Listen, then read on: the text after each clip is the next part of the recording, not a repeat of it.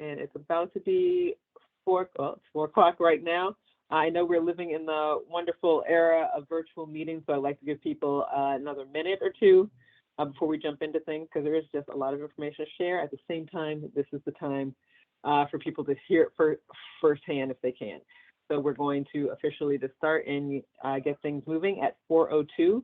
But Greg, if we move to the next slide, so at least those attending can look at the agenda.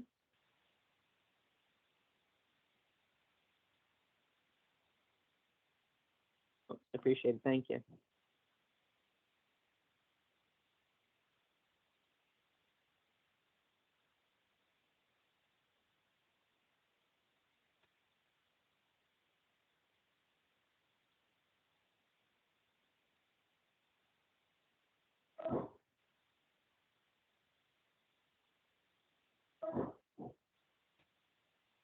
All right, Kim, just seeing in your chat, Davidson Avenue, is that anywhere close to Morrison Avenue?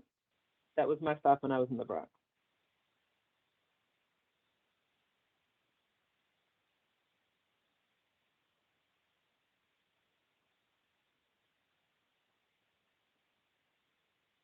Mm.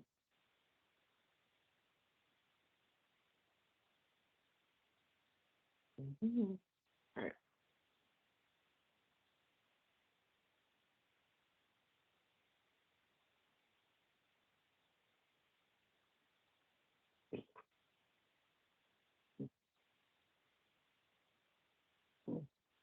A little less than a minute left, and Greg, now's the time if you want to get a glass of water or anything. All good. Thanks, Damali.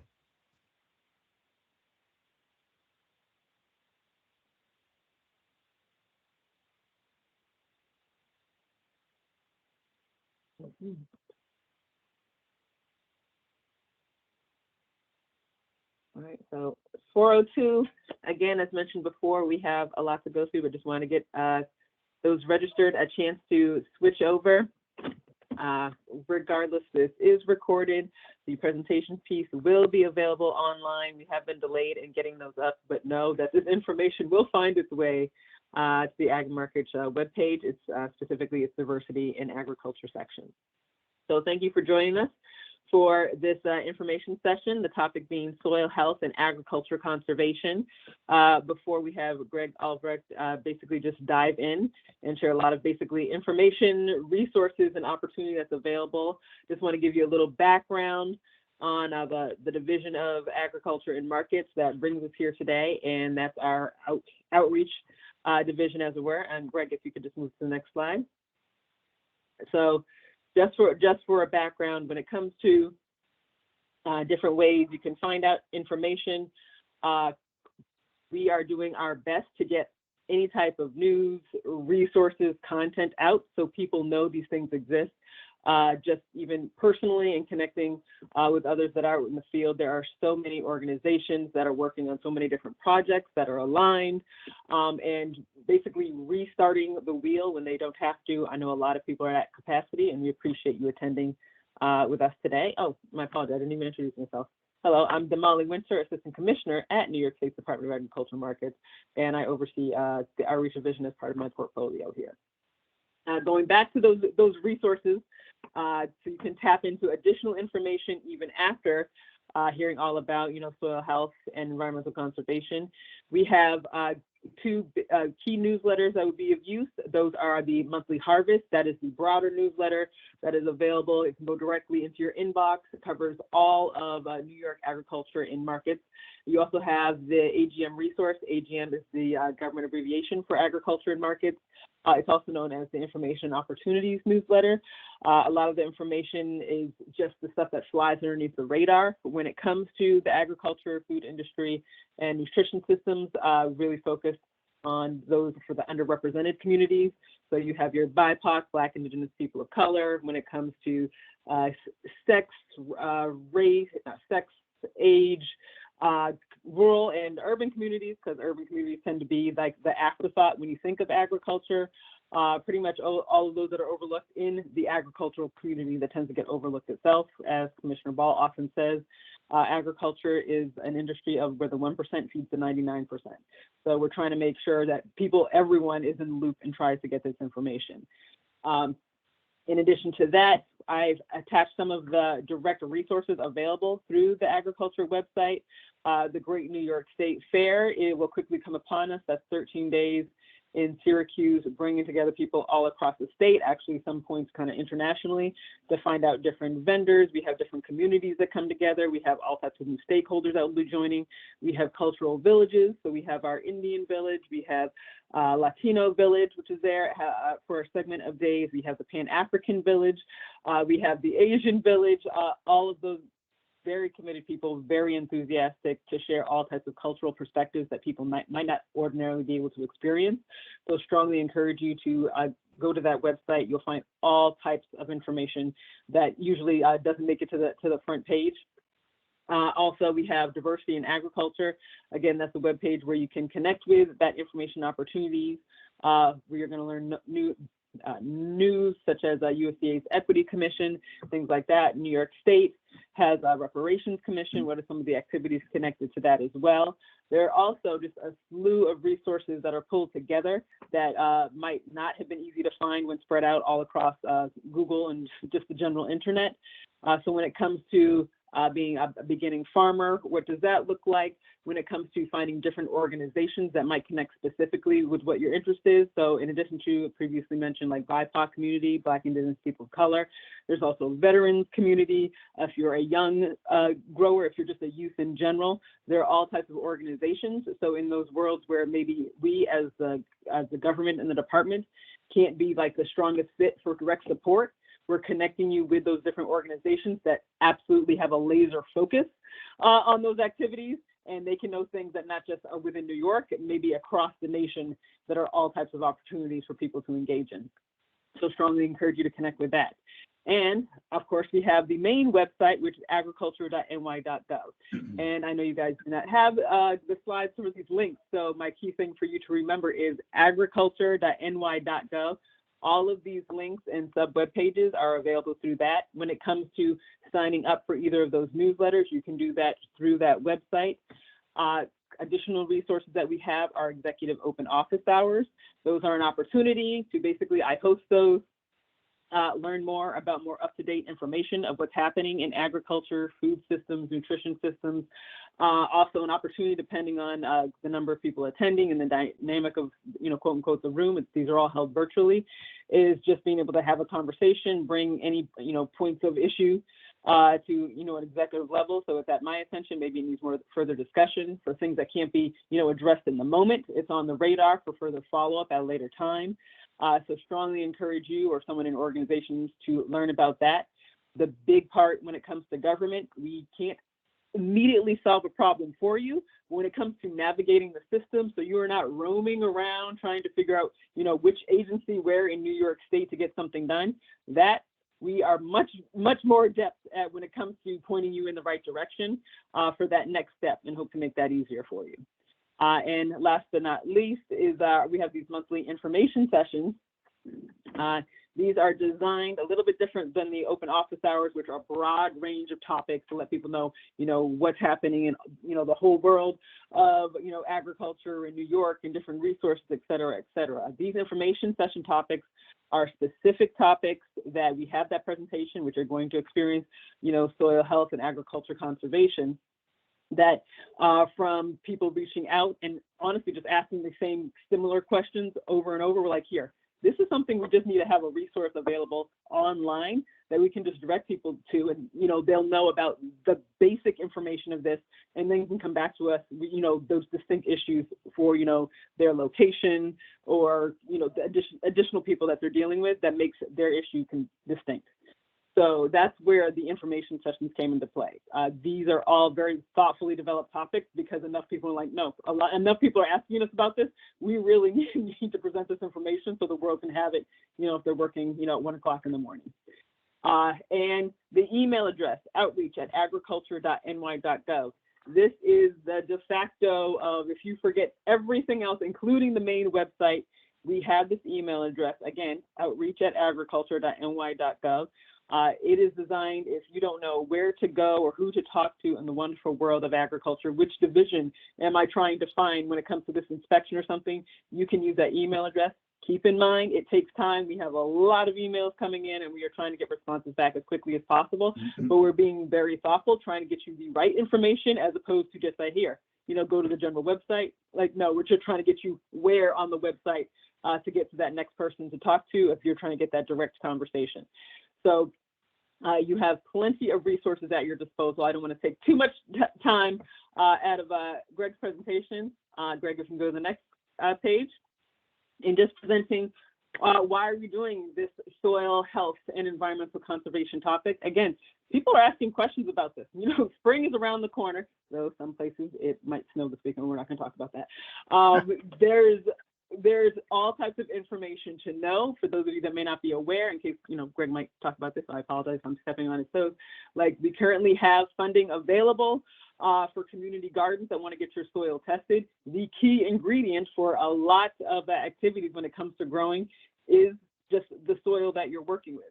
He can speak to, here, this is the type of soil you should work with. We have soil testing programs that not only just test your soil, they'll give you the guidance of what does this test result mean and how can we improve your soil. It is, if there is possible funding, what those next steps would be. These are all government resources. Keep in mind, government, you should automatically assume some degree of paperwork and some degree of time, but there is opportunity and support available. With that said, I will step away and I leave it to Greg. Please present on soil health and agriculture conservation. Thank you. Damali, thank you so much. And everybody who's joined this afternoon, thanks for taking time out of your busy schedules. Farmers, farms, food, agricultural, environmental management have a special place in our heart. So I really appreciate the opportunity to represent this topic and talk about soil health and ag conservation. Before we start, let's sort of establish a benchmark of what soil health is. And we really like a definition, a simple definition, but effective one and comprehensive that the United States Department of Agriculture developed several years ago. And it's on the screen and it reads the continued capacity. So there's an ongoing sustained element to it of soil, the thing we're talking about today, to function as a vital living ecosystem. So not this inert object that I might walk over and take for granted, but a diverse, sustaining, resilient resource that we have that sustains very important things for us, plants, animals, and humans. And, one can sort of look at another sort of simple representation of soil health, and it's in the Venn diagram on the right, where it combines an overlap of the physical features of the soil. What's its texture? What did the glacier and the weathering over geologic time leave us with sand, silt, and clay and organic matter? What are the chemical attributes? Is it an acid soil or a more basic soil? What's its pH? What are its essential nutrients that the organisms within it need to survive and that translate into the plants and the animals, that we harvest from the soil for our sustenance?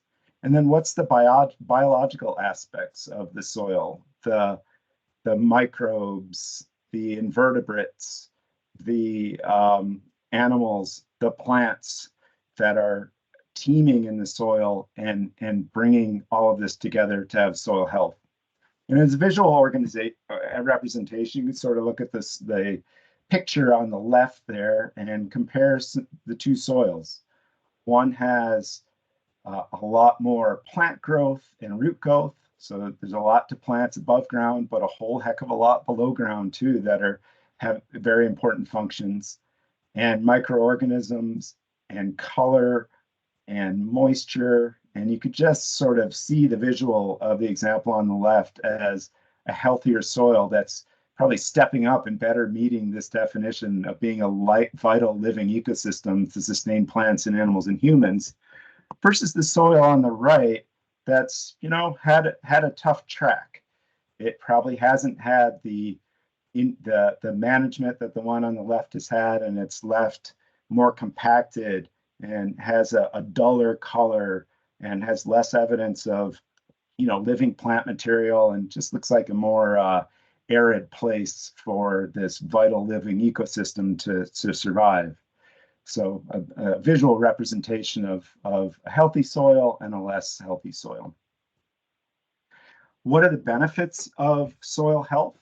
Well, they are many, and too many to list on this slide, but I'll take a bit to talk about the big ones.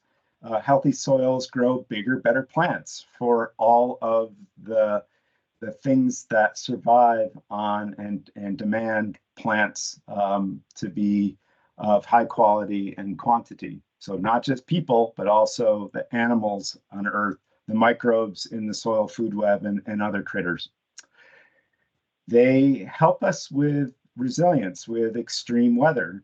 They store water, healthier soils, for when it's too dry to later release it and sustain plants and animals and so on. They also, when there's too much water, reduce soil erosion and flooding.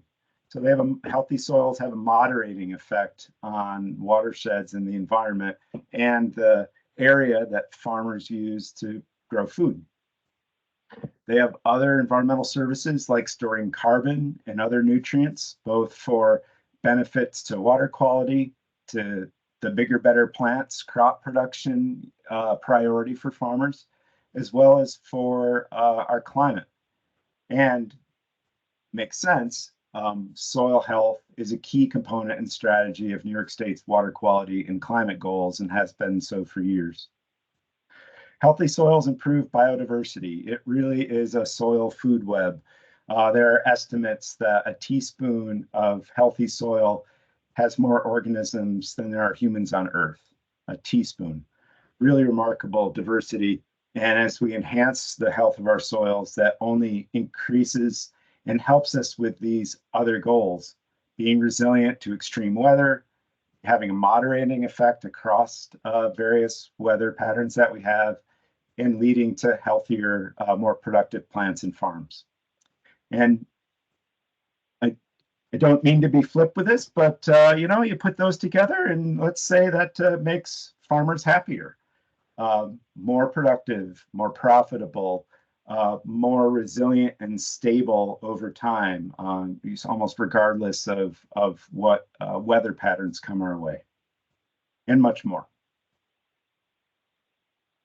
Okay, so you might ask, can we improve soil health? Let's say in my second slide there, I was working with that soil on the right. It had a lot to be desired. Can I make some improvements? And the answer is yes, we can. And if we think of a goal, a stretch goal of, what would that same soil look like if it was, on the edge of the field in the forest or in grassland? We can attempt to mimic some of those practices, that nature had with that soil originally before we started using it for farming with management practices. And this will dovetail with the rest of my talk about things that we can do together to help improve soil health. The cycle in the center of the slide describes some of those actions in general categories. So we can increase the biodiversity of the soil profile, and many ways to do that. We can bring in composts and other soil amendments. We can diversify the crops and the crop families that are growing over the course of the year. We can change our rotation so that there's more diversity of crops over from year to year. We can also mimic grasslands or forests by maximizing soil cover. So I may have goals to grow a main crop, but what can I do to grow crops in between that, after it's been harvested and before the next season when we start our next growing season? Winter cover crops are an example of that. You're probably putting things together and saying the last two areas of management also pay dividends for maximizing living root systems. The more we can be harvesting the sun's rays through plants and moving that energy and those nutrients and that organic matter into the soil profile for longer periods of time during each and every year, the more we're going to have living roots and the benefits of those in the soil profile. which become the food and the structure and the habitat for this essential soil biology, the microbes, the invertebrates, the fauna in the soil that are improving our soil health and critical to healthy soils. And the last bit of management that we can do is we can let it alone a little more than we do. And to each their own, and every farmer in their pursuit of this. So it really is important, and we'll get into this a little bit, on the farmer's own goals, and soils and equipment and all the attributes of their farm about how they go about this. But in general terms, the less we disturb the soil, the less we break up that soil structure that forms from lots of living roots and the biological activity of the soil food web, that helps us, absorb those big rainstorms when they come and hold on to that rainwater, for when it gets drier later on for crop production. The more we maintain, the less we disturb the soil with tillage, the more we maintain the soil organic matter, which is a food source for this cycle and all the good things that come with it. And the nice thing is, all of these actions are compatible and stackable. So it's not like I can do one and I can't do the other. You can find a way to stack these management practices so that they work for your benefit, the benefit of our soil health goals. Shifting over to then what the New York State Department of Agriculture markets and the State Soil and Water Conservation Committee can do in this. I want to introduce the Agricultural Environmental Management Program. But before doing that, just want to highlight a little bit of and underscore everything that Damali mentioned in the lead up to my presentation. Please do visit our department website and take a tour through the various areas and departments and initiatives that we offer farmers and other stakeholders in New York. And you can do that by moving across the teal bar at the top of our website and just exploring these opportunities that Damali nicely summarized at the beginning of the presentation. Please take us up on that offer. Within this plants and natural resources, you'll find our Division of Land and Water Resources and the State Soil and Water Conservation Committee and the Agricultural Environmental Management Program. And that is locally led by your soil and water conservation districts. So it's not just interfacing with me, who I work across the entire state, but a local person and organization in your community called the Soil and Water Conservation District. So what is AIM and how do I engage?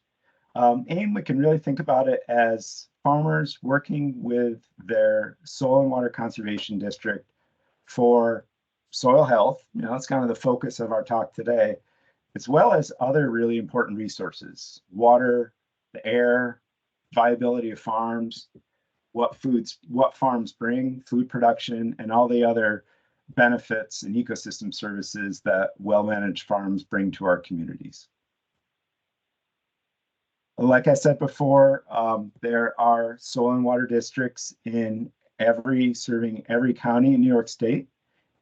In the New York City area, there is one soil and water district that covers all 5 boroughs, and then all other counties have a soil and water district, and that's why there's 58 districts across the state. Core values of ag environmental management, locally led by the districts, is that it's open to all farmers.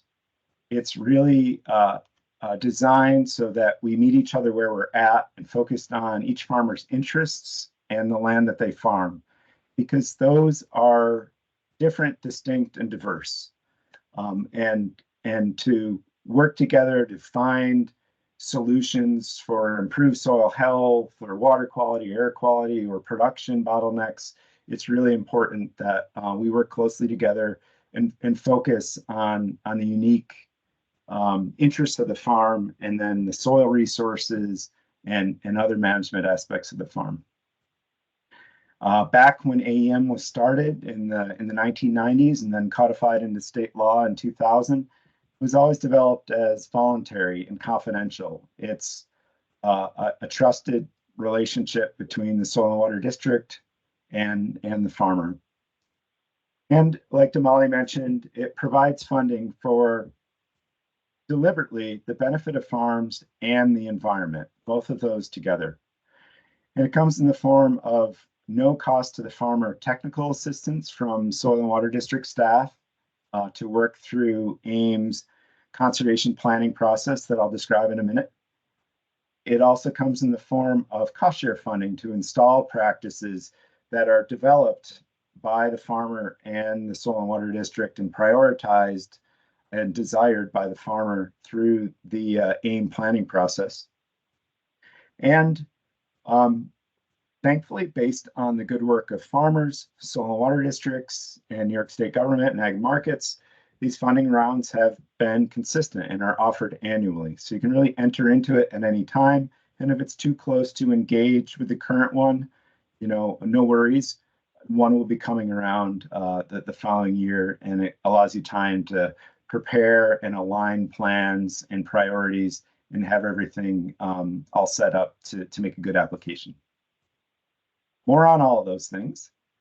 So what does it look like for a farmer to work with a Soil and Water District on this conservation planning through AIM? We've divided it just for sort of simple discussion. I think a common process that many of us use for engaging with each other and working together to build solutions into a 5-tiered process just for consistency and organization across the entire state. And I'll step through that now. So it starts with just meeting each other. So a Soil and Water District and a farmer in Tier 1 would get a sense for basic info and interests from the farmer about their farm and set things up to meet at the farm if they weren't already there and take a whole farm look at environmental management on the farm, other management concerns of the farmer, and deliberately document in a confidential way with the farmer, existing excellent environmental stewardship, opportunities to improve, and then have that conversation of, hey, yeah, I would really like to work on this area. It's been a concern of mine. Let's go to Tier 3 and develop a formal conservation plan to improve the condition in that area. And I'll get into this in the next slide, but conservation plans are developed so that the farmer is able to work with a technician from the Soil and Water Conservation District to develop very farm-specific plans and alternatives for them to react to, see what would be the best fit to help with things that they would like to improve or advance on the farm, and then really get a clear sense, maps, descriptions, different options of what would be best to then pursue for implementation and adoption of the farm by the farm. Which brings us to Tier 4 practice implementation, where in some cases farmers say, that was really excellent and organizing, and I really like this plan that we've put together for my vegetable beds to improve soil health, for my prescribed grazing system, for my stream corridor, for my farmstead, whatever is chosen. I'm going to take it and run with it and implement practices. Alternatively, Tier 4 is where our cost share funding programs come in, and those prioritized, detailed conservation plans can be built into an application for cost share funding to help support the implementation of those practices. So if that continues on and practices are implemented, Tier 5 gives us the opportunity for the farmer to work with the Soil and Water District to check out how that implementation went, how their adoption of those practices on a day-to-day basis is working. What might we do better next time? What worked really great so that we can bring that to other farmers and learn from it And hey, we still have this conservation plan. We can update it. What might be the next thing you'd like to work on with us on your farm? So it's kind of a, continuous improvement, pretty common solution building process there that we just happen to organize out into 5 tiers. Some examples of types of AIM Tier 3 conservation plans, and then the types of conservation practices within those are kind of intuitive if one thinks about a farm and the different management areas that comprise the whole farm.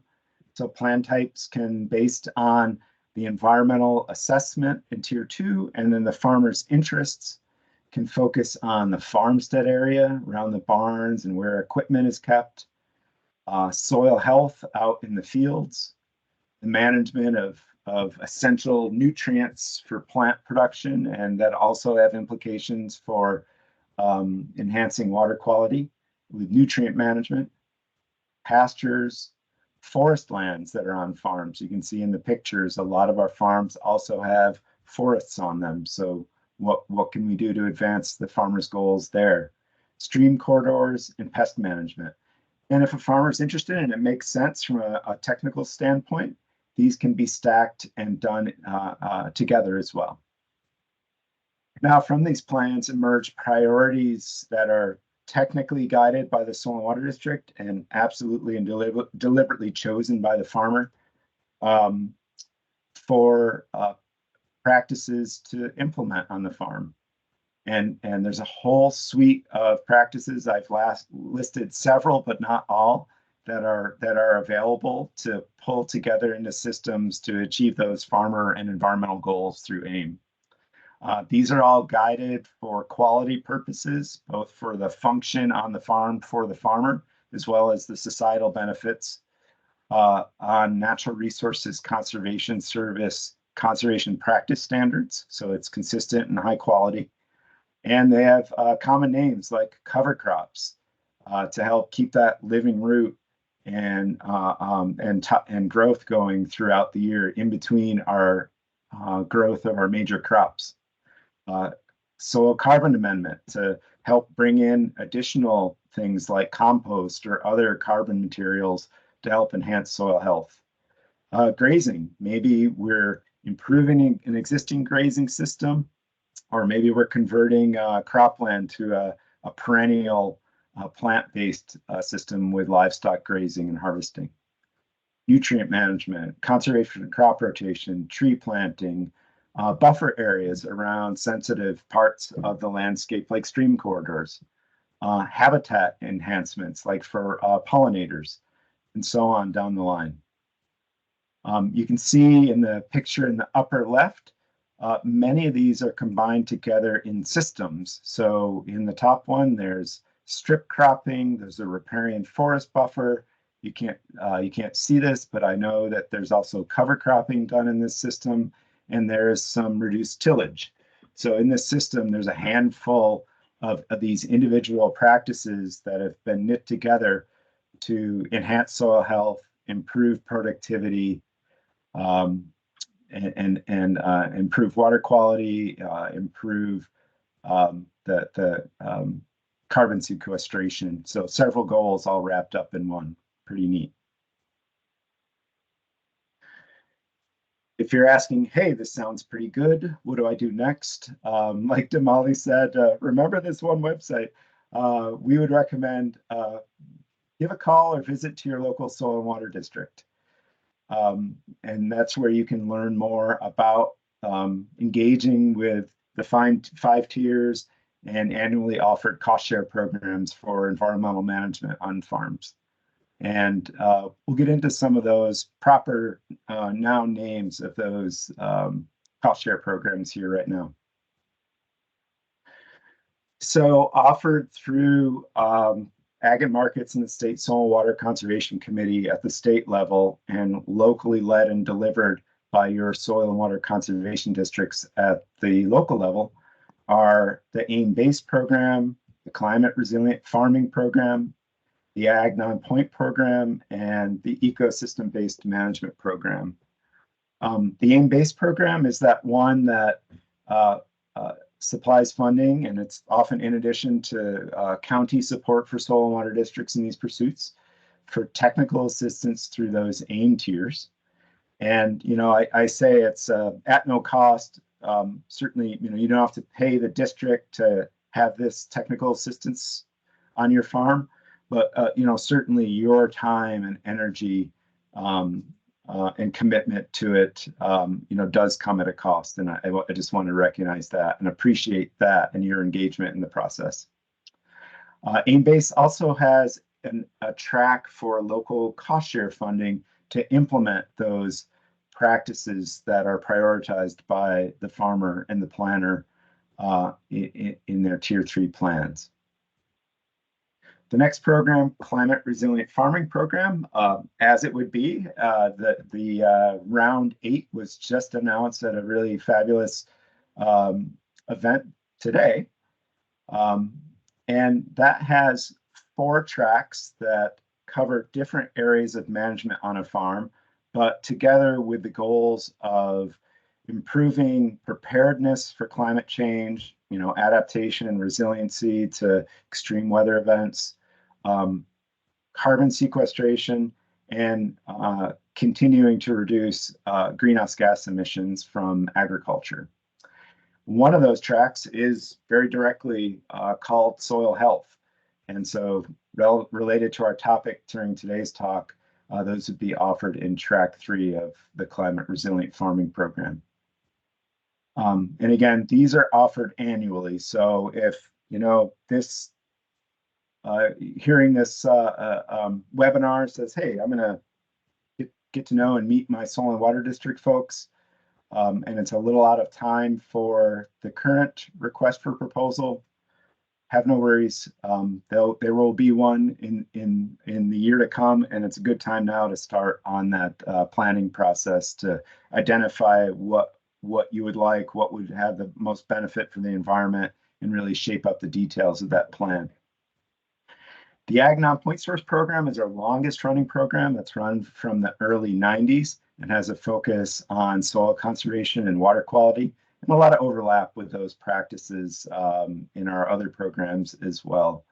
And ecosystem-based management program is a really nice program that is managed roughly annually to try to fill gaps and niches within the other programs that I've talked about so far for important priorities by farms and environmental conservation over the years. The Climate Resilient Farming Program and Ag Non-Point Source Program and Ecosystem-Based Management Program are competitive programs. So you would work with the Soil and Water District, and they would submit an application on your behalf during an open request for a proposal period, and then it would stack up against all the others submitted by districts across the state and be ranked at the state level. And we're able to fund about half of the, for CRF and Ag Non-Point Source, about half of the projects that are submitted each year. Damali did an excellent job of describing resources and opportunities beyond those that are, within the Ag Environmental Management or AEM framework that I just hit on. And I just want to underscore those opportunities that are available throughout our department beyond AIM for things like farmland protection, farm development, beginning farmers, community gardens, and so on. Certainly, we have overlap in our programs there too, but I just don't want to leave you the impression that the only resources are within the AIM framework. So please take Damali up on our offer and do visit other areas of our department for those opportunities and networking resources.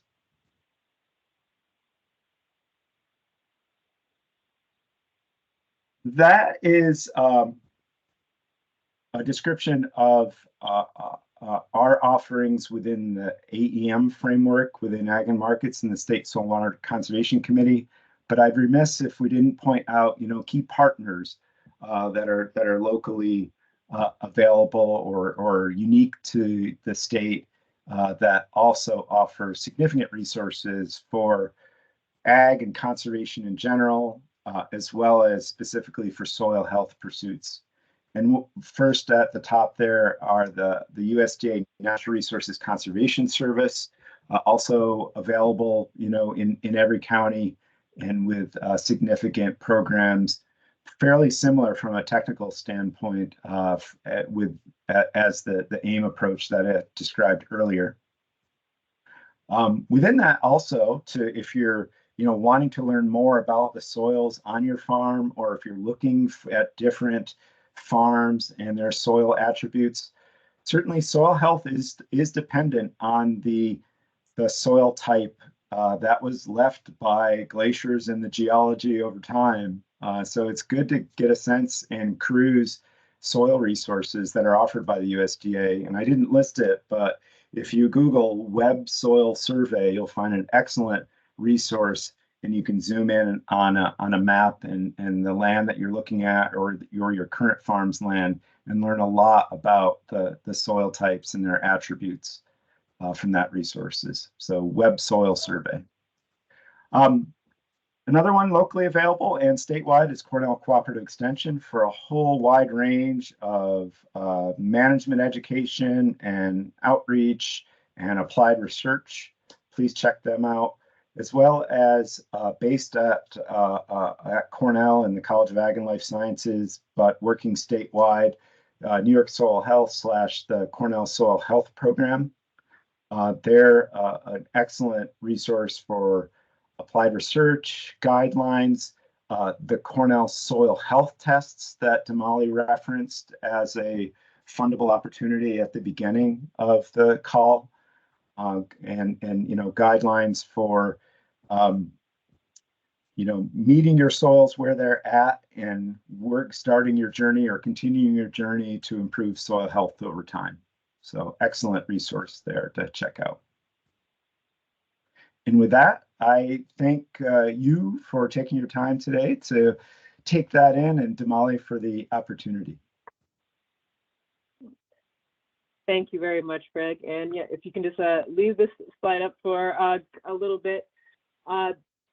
Yes, Greg highly underplays all the work that he and his team do when it comes to soil health and ag and agricultural environment work.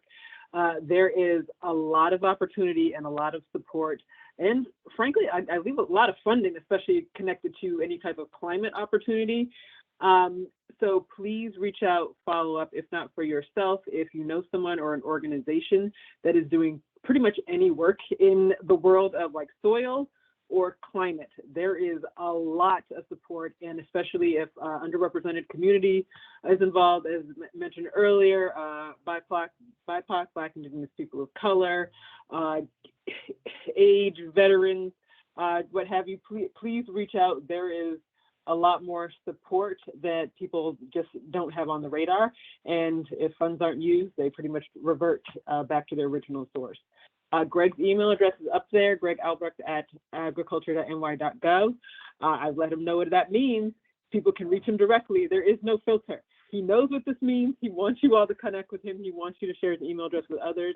And if for some reason you don't think it's related to what he's talking about right now, please feel free to use that outreach email address. We do have an upcoming information session, but I do want to just reinforce what was just shared with you right now. Even if you knew it already, again, please spread the word.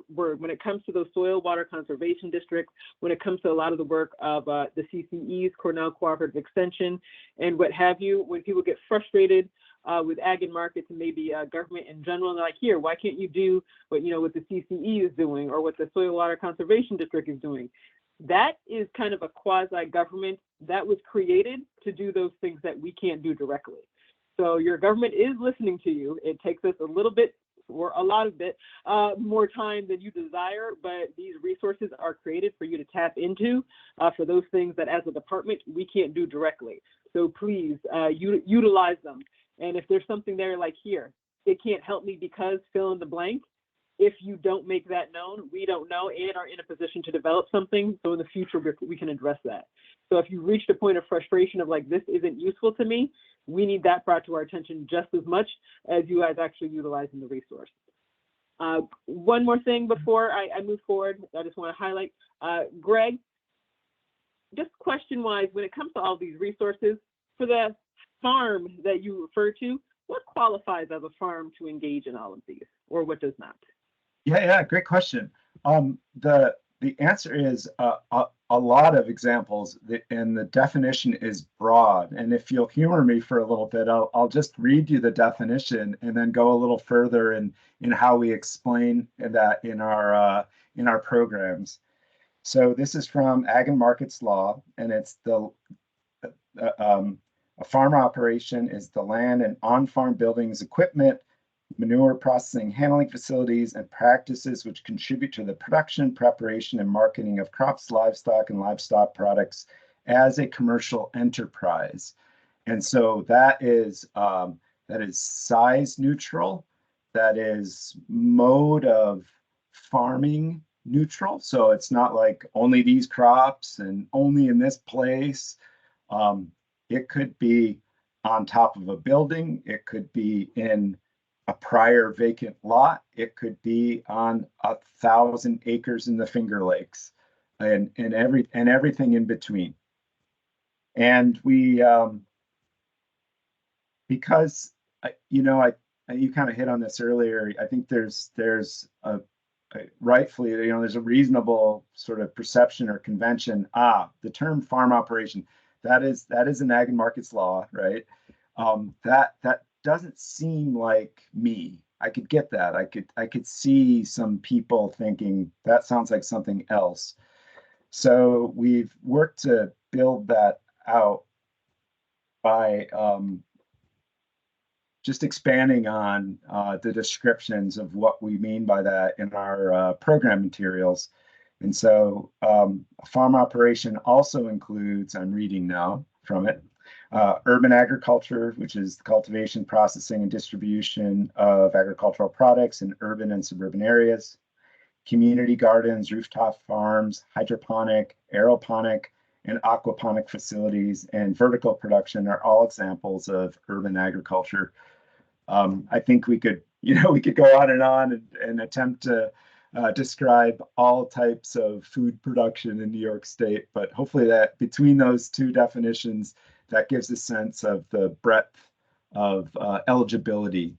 And then it's, just meeting with the district and, scheduling time to assess and plan and be on the same page for a good project that's, move steps forward for the environment and for the farm as well. Appreciate it, Greg. I know for some of you, if you saw that full definition on the webpage, you're like, I'm still not sure if that applies to me. Know that it is written and very thoughtfully written so to be as inclusive as possible. That's when, if you're like, I just don't understand, that's when you follow up with Greg's email address or that outreach email, and you'll learn here. If for some reason this doesn't apply, maybe on this side we know an alternative that could better support you and your needs. So again, it is government. Expect time and expect paperwork, but there are resources and opportunities available to you. With that, know that our next info session will be end of May. These tend to be on the last Wednesdays of the month, 4 to 5. It's going to be on the fundamentals of grant opportunities, those grants specific to New York State's Department of Agriculture and Markets, and it is really targeted for like just the base level of information to know when it comes to reading those requests for proposals, those key kind of insights that hopefully make it a little easier to have a stronger and complete application, things like that.